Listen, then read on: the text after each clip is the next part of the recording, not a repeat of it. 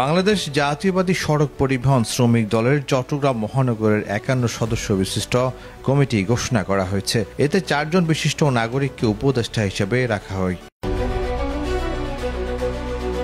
সম্প্রতি বাংলাদেশ জাতীয়বাদী সড়ক পরিবহন শ্রমিক দলের রাজধানী নয়াপল্টন ভিআইপি রুটস্থ কেন্দ্রীয় কার্যালয়ের সংগঠনের কেন্দ্রীয় কমিটির সভাপতি হাজী বাহার উদ্দিন নোবেল ও সাধারণ সম্পাদক কাজী শাহ আলম স্বাক্ষরিত চট্টগ্রাম মহানগরীর সভাপতি মোহাম্মদ রিয়াস এবং সাধারণ সম্পাদক মোহাম্মদ রমজু মিয়াকে সাধারণ সম্পাদক করা হয়।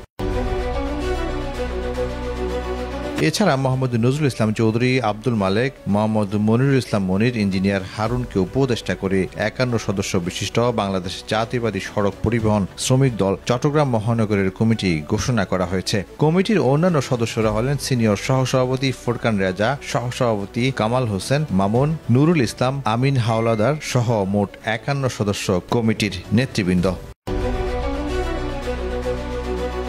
নিউজ ডেস্ক, প্রতিদিনের কাগজ, চট্টগ্রাম।